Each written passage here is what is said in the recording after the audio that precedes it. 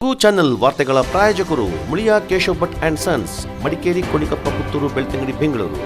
Palace Toyota, Balaji auto enterprises Mysuru private limited, Mysuru, Madikeri, Kushalnagar. Sendil Kumar textiles, Agrahara circle ಮತ್ತು Gandhi square, Mysuru. Sharada jewellery, ಕೊಡಗಿನ ಸಾಂಪ್ರದಾಯಿಕ ಆಭರಣಗಳ ವಿಶಾಲ ಮಳಿಗೆ, Aras road, Mysuru. Shri turbulence, Shri Mysuru sports, Aras road, Mysuru. A to Z supermarket, Vishwamanava double road, Mysuru. Police arcade, Siddharthanagara, Mysuru.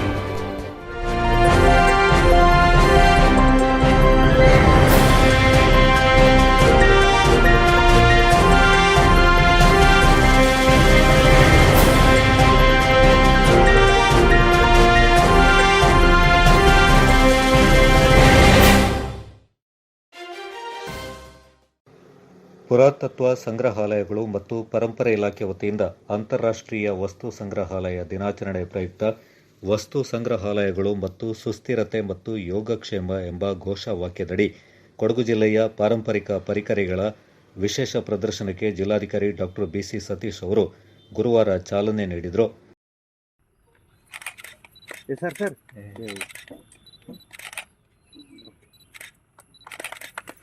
ನಗರದ ಕೋಟೆ ಆವರಣದಲ್ಲಿರುವ ಸರ್ಕಾರಿ ಸಂಗ್ರಹಾಲಯದ ಬಳಿ ಪಾರಂಪರಿಕ ಪರಿಕರಗಳ ವಿಶೇಷ ಪ್ರದರ್ಶನವನ್ನು ಉದ್ಘಾಟಿಸಿದರು. ವೈದ್ಯರು ಮತ್ತು ಪ್ರಾಚೀನ ವಸ್ತುಗಳ ಸಂಗ್ರಹಕಾರರಾದ ಡಾ. ಎಂಜಿ ಪಾಟ್ಕರ್, ಪ್ರಾಚೀನ ವಸ್ತುಗಳ ಸಂಗ್ರಹಕಾರ ಪಿಕೆ ಕೇಶವಮೂರ್ತಿ, ಪೊನ್ನಚ್ಚನ ಮಧು ಸೋಮಣ್ಣ ಮತ್ತಿತರರು ಪಾಲ್ಗೊಂಡಿದ್ದರು.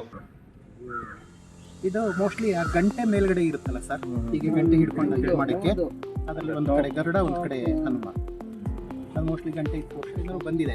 ಅದನ್ನೆಲ್ಲ ನಾನೇನೇ ಇಲ್ಲಿ ಇದೆಲ್ಲ ಲೇಬಲ್ ಎಲ್ಲ ಹಾಕಿ ಎಲ್ಲ ಎಕ್ಸಿಬಿಟ್ ಮಾಡೋಕ್ಕೆಲ್ಲ ಮಾಡಿಕೊಟ್ಟಿದ್ದೀನಿ ನಾನು. ಇಲ್ಲಿದೆ ಒಳಗಡೆ ಓದೋದು ನೋಡಿ, ಇದು ತುಂಬ ಚೆನ್ನಾಗಿದೆ ಸರ್. ಇದು ಬೇರೆ ಬೇರೆ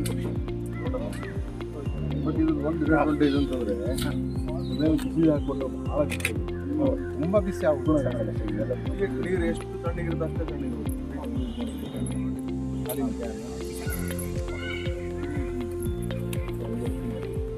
ಎಲ್ಲ ಇತ್ತಾಳೆದ ಕಂಚಿನ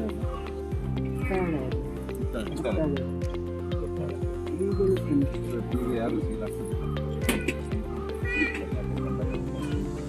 ಅಲ್ಲ ಒಂದೊಂದು ಕಡೆ ಇದು ನೋಡಿ, ಯಾವ ಫೈಬರ್ ಇಲ್ಲ, ಯಾವ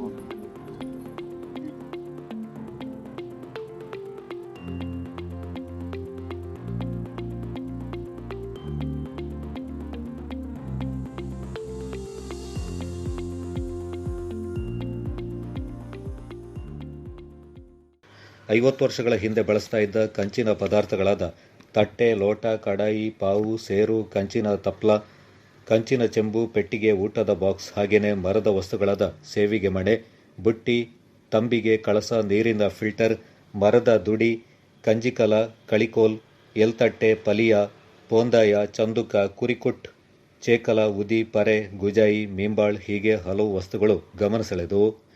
ಸೀಮೆಎಣ್ಣೆ ದೀಪ, ಕ್ಯಾಮರಾ, ತಾಮ್ರದ ಚೆಂಬು, ಲೋಟ, ಚೆಂಬು, ತೂಕದ ಮಾನ, ಮಂಗಳಾರತಿ ಮಾಡುವುದು, ಬುದ್ಧನ ವಿಗ್ರಹ, ಆನೆ, ಹಿತ್ತಾಳೆ ಬಿಂದಿಗೆ, ಬಳಕೆ ಕಾಳುಗಳನ್ನು ಇಡಲು ಬಳಸ್ತಾ ಇದ್ದ ಪಾತ್ರೆ, ಹೂವಿನ ಬುಟ್ಟಿ, ದೀಪಗಳು, ಕಾಯಿ ತುರಿಯುವ ಮಣೆ, ಮರದ ಕುರ್ಚಿ, ಬುಟ್ಟಿಗಳು, ಕಡುಬು ಪಾತ್ರೆ, ಮರದ ಹೂವಿನ ಬುಟ್ಟಿ, ನೀರಿನಲ್ಲಿ ಹೂವಿಡುವ ಪಾತ್ರೆ, ಮಜ್ಜಿಗೆ ಕಡೆಯುವ ಪಾತ್ರೆ, ಊಟ, ಟೀ, ಗಂಜಿ ಪಾತ್ರೆ, ಧೂಪ ಹಾಕುವ ಪಾತ್ರೆ, ಬ್ಯಾಗ್, ಸಾರಥಿ, ತೊಲ ಹೀಗೆ ಹಲವು ವಸ್ತುಗಳು ಗಮನ ಸೆಳೆದವು.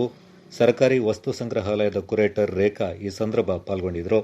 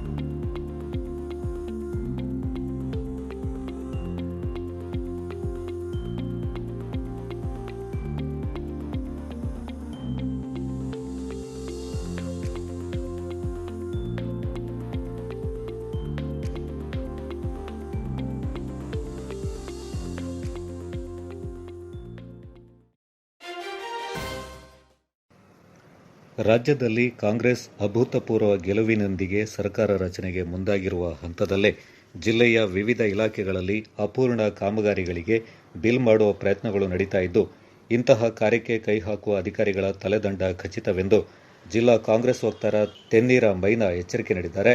ಸುದ್ದಿಗೋಷ್ಠಿಯಲ್ಲಿ ಮಾತನಾಡಿದ ಅವರು, PMGSY, PWD, ನಿರ್ಮಿತಿ ಸೇರಿದಂತೆ ವಿವಿಧ ಇಲಾಖೆಗಳಲ್ಲಿ ಸಾಕಷ್ಟು ಅಭಿವೃದ್ಧಿ ಕಾರ್ಯಗಳು ಅಪೂರ್ಣವಾಗಿವೆ. ಇದನ್ನು ನಿರ್ವಹಿಸ್ತಾ ಇರುವ ಗುತ್ತಿಗೆದಾರರಿಗೆ ಕಾಮಗಾರಿ ಪೂರ್ಣಕ್ಕೂ ಮುನ್ನವೇ ಬಿಲ್ ಬಿಡುಗಡೆಗೆ ಅವರನ್ನು ಇಲ್ಲಿಯವರೆಗೆ ಪೋಷಿಸುತ್ತಾ ಬಂದಿರುವ ರಾಜಕೀಯ ಶಕ್ತಿಗಳು ಒತ್ತಡವನ್ನು ಹೇರ್ತಾ ಇವೆ. ಯಾವುದೇ ಕಾರಣಕ್ಕೂ ಅಪೂರ್ಣ ಕಾಮಗಾರಿಗಳಿಗೆ ಬಿಲ್ ಮಾಡಿಕೊಡೋದು, ಅದನ್ನು ಮಾಡಿದಲ್ಲಿ ತಕ್ಕ ಪರಿಣಾಮವನ್ನು ಎದುರಿಸಬೇಕಾಗುತ್ತೆ ಎಂದು ಸ್ಪಷ್ಟಪಡಿಸಿದರು.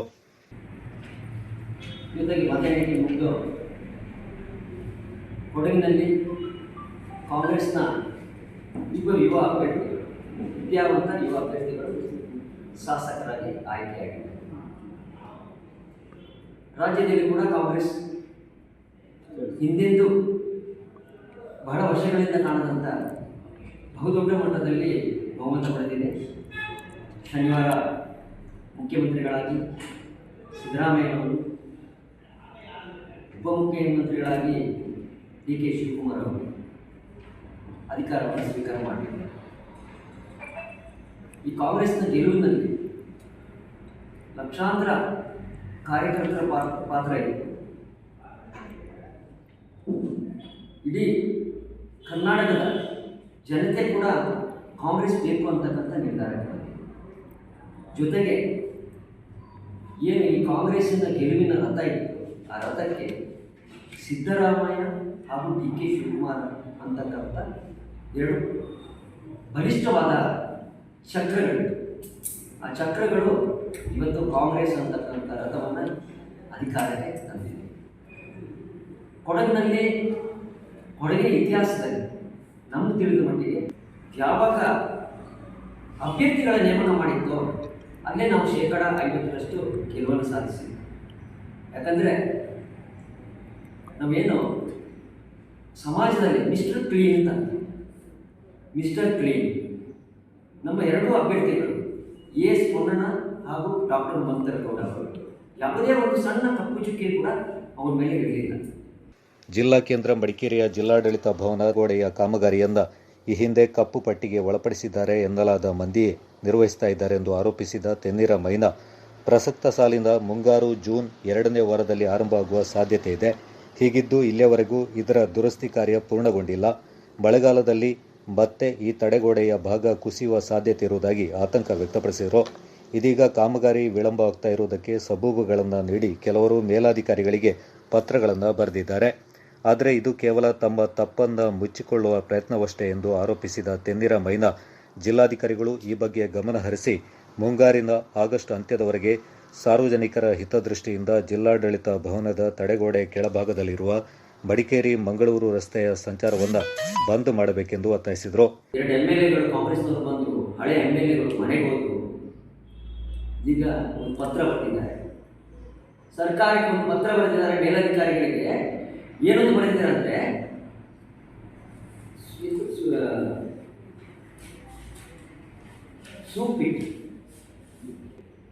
ಸೋಪ್ ಪಿಟ್ ಇರುವುದರಿಂದ ಆ ಕಾಮಗಾರಿ ನಡೆಸತಕ್ಕಂಥ ಸ್ಥಳದಲ್ಲಿ ನೀರು ಸೋರ್ತಾ ಇದೆ, ಕಾಮಗಾರಿ ಮಾಡಲಿಕ್ಕೆ ತೊಂದರೆ ಅಡಚಣೆ ಆಗ್ತದೆ. ಇದು ಹೊಸದಾಗಿ ಬಿಟ್ಟು ಹಾಕೊಂಡಿದ್ದೀವಿ, ಯಾಕಂದ್ರೆ ಬೀಸುವುದೊಳಗೆ ತಪ್ಪಿಸ್ಕೊಳ್ಬೇಕಲ್ಲ. ಅಂದರೆ ಈ ರೀತಿ ಬಂದು ಕಳಿಸಿದಾಗ ಸರ್ಕಾರ ಅದನ್ನ ಪರಿಗಣನೆ ಮಾಡಿಬಿಟ್ಟು ಮತ್ತೊಮ್ಮೆ ಅದನ್ನ ಮುಂದುವರಿಲಿಕ್ಕೆ ಅವಕಾಶ ಸಿಗುತ್ತೆ. ಅವರಿಂದ ಅದನ್ನು ಖಂಡಿತವಾಗಿ ಅದನ್ನು ಬಿಚ್ಚಿ ಕಂಪ್ಲೀಟ್ ತೆಗೆದು ಹೊಸದಾಗಿ ಕಟ್ಟಲಿಕ್ಕೆ ಆಗಲ್ಲ ಅಂತ ನಾವು ಮೊದಲೇ ಹೇಳಿದ್ವಿ. ಆ ಸಮಯದಲ್ಲಿ ನಮ್ಮ ಜೊತೆಯಲ್ಲಿ ಡಾಕ್ಟರ್ ಮಂತರಗೌಡ ಇದ್ದರು, ಪ್ರಕಾಶ್ ಅಜ್ಜಿ ಅವರು ಕೂಡ ಇದ್ದರು. ಅವತ್ತು ಅದನ್ನು ಕಿತ್ತೆತ್ತು ಬೇರೆ ಹಾಕಬೇಕು ಅಂತ ನಾವು ಇಲ್ಲೇ ಒತ್ತಾಯ ಮಾಡಿದಾಗ ಪತ್ರಕರ್ತರು ಸೇರಿದಾಗೆ ನಮ್ಮನ್ನು ಸೇರಿಸಿ 1 ಕೋಟಿ ರೂಪಾಯಿಗೆ ಮಾನನಷ್ಟಕ್ಕೆ ನೋಟಿಸ್ ಕಳಿಸಿದ್ವಿ. ಎಲ್ಲೋ ಇದ್ದು ಮಾನನಷ್ಟ ಮುಂದುವರಿಸಬೇಕಿತ್ತಲ್ಲ ಇವರು. 1 ಕೋಟಿ ರೂಪಾಯಿ ಮಾನನಷ್ಟ ಬೇಕು ಅಂತ ನೋಟಿಸ್ ಕಳಿಸಿದ ಮೇಲೆ ಮುಂದುವರಿಸಬೇಕಿತ್ತಲ್ಲ. ಅಂದರೆ ಒಂದು ಹೆದರಿಕೆ ಆಗಿದೆ. ಇವರು ಕಳೆದ 20 ವರ್ಷಗಳಿಂದ ಈ ರೀತಿಯಲ್ಲಿ ಅಧಿಕಾರಿಗಳನ್ನ, ಪತ್ರಕರ್ತರನ್ನ, ಜನರನ್ನ, ಸಾಮಾಜಿಕ ಹೋರಾಟಗಾರರನ್ನ ಬರೀ ಬೆದರಿಕೆ, ನೋಟಿಸ್ ಕಳಿಸೋದು, ಬೆದರಿಸೋದು, ಅವನು ಸುಮ್ಮನೆ ಹಾಕ್ಸೋದು ಮಾಡ್ತಾರಲ್ಲ. ಆ ಬೆದರಿಕೆಗೆ ನಾವು ಬಗ್ಲಿಲ್ಲ. ಗೋಷ್ಠಿಯಲ್ಲಿ ಜಿಲ್ಲಾ ಕಾಂಗ್ರೆಸ್ ಸದಸ್ಯ KU ಅಬ್ದುಲ್ ರಜಾಕ್, ಮಡಿಕೇರಿ ಬ್ಲಾಕ್ ಕಾಂಗ್ರೆಸ್ ಹಿಂದುಳಿದ ಘಟಕದ ಅಧ್ಯಕ್ಷರಾದ GC ಜಗದೀಶ್ ಮತ್ತಿತರ ಪ್ರಮುಖರು ಪಾಲ್ಗೊಂಡಿದ್ದರು. ಪಾಲಿ ಬೆಟ್ಟದ ಮಸ್ಕಲ್ ಕಾಫಿ ತೋಟದಲ್ಲಿ ಕೆಲಸ ಮಾಡ್ತಾ ಇದ್ದ ಸಂದರ್ಭ ಕಾಡಾನೆ ದಾಳಿ ನಡೆಸಿ ಗಂಭೀರವಾಗಿ ಗಾಯಗೊಂಡಿದ್ದ ಕಾರ್ಮಿಕ ಬಾಬಿ ಚಿಕಿತ್ಸೆ ಫಲಕಾರಿಯಾಗದೆ ಮೈಸೂರಿನ ಖಾಸಗಿ ಆಸ್ಪತ್ರೆಯಲ್ಲಿ ನಿಧನರಾಗಿದ್ದಾರೆ. ಮೃತಪಟ್ಟ ಕಾರ್ಮಿಕನ ಕುಟುಂಬಕ್ಕೆ ಶಾಸಕ ಎಸ್ ಪೊನ್ನಣ್ಣ ದೂರವಾಣಿ ಮೂಲಕ ಸಾಂತ್ವನ ಹೇಳಿದ್ದಾರೆ. ತಕ್ಷಣ ತುರ್ತು ಪರಿಹಾರ ನೀಡುವಂತೆ ಅರಣ್ಯ ಇಲಾಖೆ ಅಧಿಕಾರಿಗಳಿಗೆ ಸೂಚನೆ ನೀಡಿದ್ದಾರೆ. ಶಾಸಕ ಪೊನ್ನಣ್ಣ ಅವರ ನಿರ್ದೇಶನದ ಮೇರೆಗೆ ಕಾಂಗ್ರೆಸ್ ವಕ್ತಾರ ಸಂಕೇತ್ ಪೂವಯ್ಯ ಮೈಸೂರು ಆಸ್ಪತ್ರೆಗೆ ಭೇಟಿ ನೀಡಿ ಅವರ ಕುಟುಂಬಕ್ಕೆ ಧೈರ್ಯ ತುಂಬಿದ್ದಾರೆ. ಅಂತಿಮ ದರ್ಶನ ಪಡೆಯಲಾಗಿದೆ. ಸದ್ಯದಲ್ಲೇ ಅರಣ್ಯ ಇಲಾಖೆ ಅಧಿಕಾರಿಗಳೊಂದಿಗೆ ಸಭೆ ನಡೆಸಿ ಪರಿಹಾರ ಕಾರ್ಯಗಳ ಬಗ್ಗೆ ಅರಣ್ಯ ಇಲಾಖೆ ಅಧಿಕಾರಿಗಳೊಂದಿಗೆ ಚರ್ಚೆ ನಡೆಸುವುದಾಗಿ ಸಂಕೇತ್ ಪೂವಯ್ಯ ತಿಳಿಸಿದ್ದಾರೆ. ಕಳೆದ 20 ವರ್ಷದಿಂದ ಅತೀವ ನಿರ್ಲಕ್ಷ್ಯದಿಂದಾಗಿ ನಾವು ನೂರಾರು ಜೀವಗಳನ್ನು ವನ್ಯಜೀವಿ ಮತ್ತು ಮಾನವನ ಸಂಘರ್ಷದಲ್ಲಿ ಕಳ್ಕೊಂಡಿದ್ದೇವೆ. ಈಗ 2 ದಿವಸದಿಂದ ಏನು ದಾಳಿಯಾಗಿತ್ತು, ಈಗ ಬಾಬಿ ಅವರ ಜೀವವನ್ನು ಕೂಡ ನಾವು ಕಳ್ಕೊಂಡಿದ್ದೇವೆ. ಈಗ ನೂತನ ಶಾಸಕರು ತಕ್ಷಣ ಇದಕ್ಕೆ ಶಾಶ್ವತ ಪರಿಹಾರ ಕಂಡುಕೊಳ್ತಕ್ಕಂಥ ನಿಟ್ಟಿನಲ್ಲಿ ಅವರು ಎಲ್ಲ ರೀತಿಯ ಕ್ರಮಗಳನ್ನು ಕೈಗೊಳ್ತಾರೆ. ಬಾಬಿ ಅವರ ವಿಚಾರದಲ್ಲಿ ಈಗ ಅವರ ಕುಟುಂಬದ ಸದಸ್ಯರ ಜೊತೆ ಅವರ ಮಗ ಅಜಿತ್ ಜೊತೆ ಮಾತನಾಡಿ ಅವರು ಸಾಂತ್ವನವನ್ನು ಹೇಳಿದ್ದಾರೆ. ಮತ್ತು ಅರಣ್ಯ ಅಧಿಕಾರಿಗಳಿಗೆ ತಕ್ಷಣ ಅವರು ಪರಿಹಾರವನ್ನು ವಿತರಿಸ್ತಕ್ಕಂಥ ಆದೇಶವನ್ನು ಕೊಟ್ಟು ತಕ್ಷಣ ಆನೆ ಕಾರ್ಯಾಚರಣೆ ಶುರು ಮಾಡಿ ಆನೆಯನ್ನು ಪುನರ್ವಸತಿ ಮಾಡತಕ್ಕಂಥ ವಿಚಾರದಲ್ಲಿ ಕ್ರಮ ಕೈಗೊಳ್ಳಬೇಕಂತಕ್ಕಂಥ ಆದೇಶವನ್ನು ಕೊಟ್ಟಿದ್ದಾರೆ. ಅವರು ವಿರಾಜಪೇಟೆಗೆ ಬಂದ ತಕ್ಷಣ ಉನ್ನತ ಮಟ್ಟದ ಅಧಿಕಾರಿಗಳ ಸಭೆಯನ್ನು ಕರೆದು ಯಾವ ರೀತಿ ಇದಕ್ಕೆ ಶಾಶ್ವತ ಪರಿಹಾರ ಕಂಡುಕೊಳ್ಬೇಕು ಅಂತಕ್ಕಂಥ ನಿಟ್ಟಿನಲ್ಲಿ ಚರ್ಚೆಯನ್ನು ನಡೆಸಿ ಸರಿಯಾದಂಥ ಒಂದು ಯೋಜನೆಯನ್ನು ರೂಪಿಸಿ ಅದನ್ನು ಜಾರಿಗೊಳಿಸ್ತಕ್ಕಂಥ ನಿಟ್ಟಿನಲ್ಲಿ ಕಾರ್ಯಪ್ರವೃತ್ತರಾಗ್ತಾರೆ.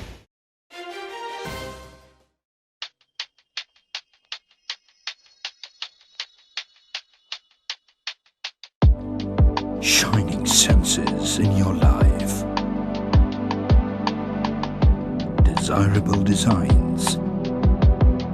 Gives you treasured memory.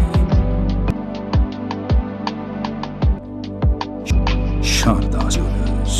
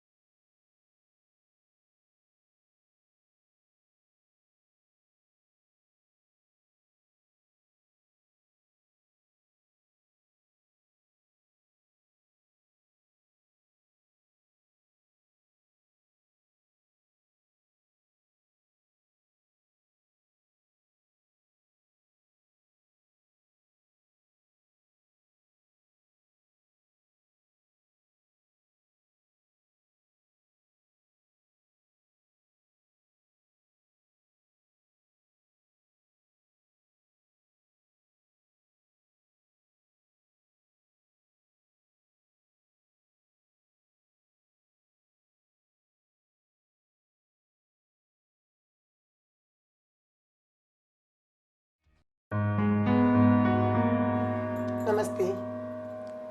Teacher ಮಗನ್ ನಾಡೊಂದು ಬರ್ತೀನ ಅಂದೆ ಈರ್ದಾನೆ ತರಕ ಕಲ್ಲು ಬುರ್ಲೆಕ್ಕ ಕುಲ್ಲೊಂದಿನಿ ಎಂಚಿನ ಪಂಪಿನಿ ಟೀಚರ್ ಕಂಡ ಬಟ್ಟೆ ಟೆನ್ಷನ್ ಮಗನ PUC ಅಂಡು ನನ್ನ ಕಲ್ಬಾರೆ ಕಾಸಿಜ್ಜಿ ಆಯೆ ಬೇಲೆಗೆ ಪೋ ಮಗ ಬಣ್ಣಗ ಇಜ್ಜಿ ನನಲ ಕಲ್ಪೋಡು ಬಣದುಲ್ಲೆ ಇತ್ತಿನೇ ಸಾಲಕ್ಕೆಲ್ಲ ಉಂಡು ಎಂಚ ಬದುಕುನು ಮಣ್ಣದ ಅರ್ಥ ಆಪುಜಿ ಟೀಚರ್ ಇಂಕ ಒಂಜಿಲ ಮಂಡೆಗೆ ಒಂದಿಜ್ಜಿ ಆನಿ ಜೋಕುಲಾಲಕ ಮಂಡೆ ಹೋತಿಜ ಇತ್ತ ಮಾತ್ರನ ಅಂದೆ ಇರಗ ಮಾತ್ರ ಜೋಕುಲುಪುನಿ ಪ್ರಪಂಚದ ಬೇತೆರಗಲ ಜೋಕುಲಿಜ್ಜ ಒಂಜಿ ಅಮ್ಮೆಂದ ಇವಕ ಐತ ಟೆನ್ಷನ್ ಮಲ್ಪುನತ್ತೆ ಐ ನೆಂಚ ಫ್ರೂ ಮಲ್ಪುನ ಔತು ಓಡಿ ನಾಚಿಗೆಟ್ನಾರಿ ನೇರ್ದಿದ್ರೆ ಗೋಲಿ ಬದಲಾಗ್ಯಾರ ಪೂಜ ಯಾಪಲ್ಲ ಜೋಕ್ಲ ಎಜುಕೇಶನ್ ಕೊಡ್ತು ನಮ್ಮ ಸರ್ತ ಉಂತಾವಡು ಜೋಕಲ್ ನಮ್ಮ ಎಲ್ಲ ತೂಪನ ಐತಿನ ಅವ್ ನಂಗೆ ಆಗತ್ತೆ ಗೊತ್ತಾಗುತ್ತೆ ಇಂದಿ ಸ್ವಸ್ತಿಕಾದಕ್ಲೆ ಎಜುಕೇಶನ್ ಕೊರ್ಪೇರೆ ಅಲ್ಪ ಕಾಲೇಜಿಗೆ ಸೇರ್ಪಂಡ ಮಧ್ಯಾಹ್ನ ಮುಟ್ಟ ಎಜುಕೇಶನ್ ಮಧ್ಯಾಹ್ನದ ಪಕ್ಕ ಹಾಕಲಿ ಜಾಬ್ ಕೊರ್ಪೇರತೆ ಅಂದ್ರೆ ಬಾರಿ ಸುಲಭ ಮಧ್ಯಾಹ್ನ ಬೊಕ್ಕ ಜಾಬ್ ತಿಕ್ಕೊಡತ ಸ್ವಸ್ತಿಕ ದಾಖಲೆ ಜಾಬ್ಲ ಕೊರ್ಪುನಿ ಜಾಬ್ಲ ಕೊರ್ಪೇರ ಬಕ್ಕ ಅವು ಓಲ್ಲ ತಿಕ್ಕುಜಿ ಸ್ವಸ್ತಿಕ ದಾಖಲೆ ಎಜುಕೇಶನ್ ಜಾಬ್ ಡಿಗ್ರಿ 3 ವರ್ಷ ಆಯ್ ಬಕ್ಕ ಇರ 2 ವರ್ಷ ವೇಸ್ಟ್ ಆಪುಜಾ ಆಯ್ಕ ದಾಲ ಟೆನ್ಷನ್ ಇಜ್ಜಿ ಸ್ವಸ್ತಿಕ ದಾಖಲೆಗೆ ಸೇರ್ಪಾಲೆ ಯಾಕಂದ್ರೆ ನಾವು ಮಲಮಲ್ಲಕಲ ಜೋಕುಲ್ಲ ಕಲ್ಪೇರು ಇರ ಗೊತ್ತಿಜ್ಜಾ ಒಲ್ಪ ಮಂಡರ್ ಪೂರ್ವ ಸ್ಟೋರ್ ದಲ್ಪ ಇರ ಗೊತ್ತಿಜ್ಜಿನ ಮಾರಿ ದಿಪತ್ತೆ ಇರು ಮಗನ ಟೀಚರ್ ಅತಿ ಎನ್ನ ಟೀಚರ್ ಮಗನ ಟೀಚರ್ ಗೊತ್ತಿಜ್ಜಂಕ ನಿಕ್ಲೆ ಲೆಕ್ಕಂತಿರಕ್ಲೆಗೆ ಎಡ್ಡೆ ಸಮಾಧಾನ ಪಂಡ ಅರ್ಥ ಆಪುಜಿ ಐಕೆ ಅನಿಂಚ ಜೋರ್ ಪನ್ಪುಡಿ ಪೋಪುಂಡ ಪೋಲೆ ಬಂದಿದೆ ಕೆಲವು ಗೌರ್ಮೆಂಟ್ ಏತು ಸವಲತ್ತು ಮತ್ತೆ ತಿಕ್ಕೊಂಡು ಐನಿಕಲ್ ದೊಂಡ್ರ ಪಾಪುಜಾರೆ ಮಗಳು ತಿಕ್ಕುಜಿ ಬಗ್ಲುವಾರು ಸ್ವಸ್ತಿಕ ಕಾಲೇಜ್ ದಕ್ಕಲ್ ತೂಲಿ ಆಗ್ಲ ಎಜುಕೇಶನ್ ಲ ಕೊರ್ಪೇರಿ ಜಾಬ್ ಲ ಕೊರ್ಪೇರಿ ಲೇಟ್ ಮಲ್ಪಚ್ಚಿ ಪಕ್ಕ ಪೋಲೆ ಓಯ್ ಮಂಗಳೂರು ವಿಶ್ವವಿದ್ಯಾನಿಲಯದಿಂದ ಮಾನ್ಯತೆ ಪಡೆದಿರುವ ಸ್ವಸ್ತಿಕ ನ್ಯಾಷನಲ್ ಸ್ಕೂಲ್ನಲ್ಲಿ ಬೆಳಗ್ಗೆಯಿಂದ ಮಧ್ಯಾಹ್ನದವರೆಗೆ ಬಿಕಾಂ, ಬಿಬಿಎ, ಬಿಎಸ್ಡಬ್ಲ್ಯೂ ಕೋರ್ಸ್ಗಳ ಕಲಿಕೆ, ನಂತರ ಸಂಸ್ಥೆಯಿಂದಲೇ ಉದ್ಯೋಗಾವಕಾಶ. ಶಿಕ್ಷಣ ಕ್ಷೇತ್ರದಲ್ಲಿ ತನ್ನದೇ ಆದ ಛಾಪನ್ನ ಮೂಡಿಸುತ್ತಿರುವ ಅರ್ನ್ ವೈಲ್ ಲರ್ನ್ ಕಲಿಕೆಯೊಂದಿಗೆ ಗಳಿಕೆಯ ಧ್ಯೇಯವಾಕ್ಯದೊಂದಿಗೆ ಸ್ವಸ್ತಿಕ ನ್ಯಾಷನಲ್ ಸ್ಕೂಲ್ ಸಜ್ಜಾಗಿದೆ. ಹಾಗಾದ್ರೆ ನಿಮ್ಮ ಮಕ್ಕಳ ಉನ್ನತ ಭವಿಷ್ಯಕ್ಕಾಗಿ ಇಂದೇ ಭೇಟಿ ನೀಡಿ. Swastika national school, BCom, BBA, BSW, Urva store, Mangaluru. ಹೆಚ್ಚಿನ ಮಾಹಿತಿಗಾಗಿ ಇಂದೇ ಸಂಪರ್ಕಿಸಿ 9901326167. ದಾಪಕ್ಲು ಮಡಿಕೇರಿ ಸಂಪರ್ಕ ಕಲ್ಪಿಸುವ ಮುಖ್ಯ ರಸ್ತೆಯ ತೋಟಗಾರಿಕಾ ಇಲಾಖೆಯ ಮುಂಭಾಗದಲ್ಲಿ ಕುಡಿಯುವ ನೀರಿಂದ ಪೈಪ್ಲೈನ್ ಅಳವಡಿಸಲು ರಸ್ತೆಯಿಂದ ಅಗೆದು ಹಾಕಿ ಸರಿಯಾಗಿ ಮುಚ್ಚದೇ ಇರುವುದರಿಂದ ವಾಹನ ಸವಾರರು ಅಪಘಾತಕ್ಕೀಡಾಗಿ ಆಸ್ಪತ್ರೆ ಸೇರುವ ಪರಿಸ್ಥಿತಿ ಎದುರಾಗಿದೆ. ದಾಪಕ್ಲು ಗ್ರಾಮ ಪಂಚಾಯಿತಿ ವ್ಯಾಪ್ತಿಯಲ್ಲಿ ಜಲಜೀವನ್ ಮಿಷನ್ ಯೋಜನೆ ಅಡಿಯಲ್ಲಿ ಮನೆ ಮನೆಗೆ ಕುಡಿಯುವ ನೀರನ್ನು ಪೂರೈಸುವ ಸಲುವಾಗಿ ಪೈಪ್ಲೈನ್ ಅಳವಡಿಸಲು ಮುಖ್ಯ ರಸ್ತೆಯಿಂದ ಅಗೆದು ಹಾಕಲಾಗಿತ್ತು. ಆದರೆ ಪೈಪ್ಲೈನ್ ಅಳವಡಿಸಿದ ಬಳಿಕ ಅಧಿಕಾರಿಗಳು ಇದಕ್ಕೂ ತಮಗೂ ಯಾವುದೇ ಸಂಬಂಧವಿಲ್ಲದಂತೆ ಗುಂಡಿಯನ್ನು ಸರಿಯಾದ ರೀತಿಯಲ್ಲಿ ಮುಚ್ಚದೆ ಹೋಗಿದ್ದಾರೆ. ಇದರಿಂದ ಈ ರಸ್ತೆಯಲ್ಲಿ ಸಾಗುವ ದ್ವಿಚಕ್ರ ವಾಹನ ಸವಾರರು ಬಿದ್ದು ಆಸ್ಪತ್ರೆ ಸೇರುವ ಪರಿಸ್ಥಿತಿ ಎದುರಾಗಿದೆ. ಅಲ್ಲದೆ ಪ್ರತಿನಿತ್ಯ ನೂರಾರು ವಾಹನಗಳು ಈ ರಸ್ತೆಯಲ್ಲಿ ಸಂಚರಿಸುತ್ತಿದ್ದು ಸವಾರರು ಗುಂಡಿಯಲ್ಲಿ ಸಿಲುಕಿ ಒದ್ದಾಡುವ ಪರಿಸ್ಥಿತಿ ನಿರ್ಮಾಣವಾಗಿದೆ.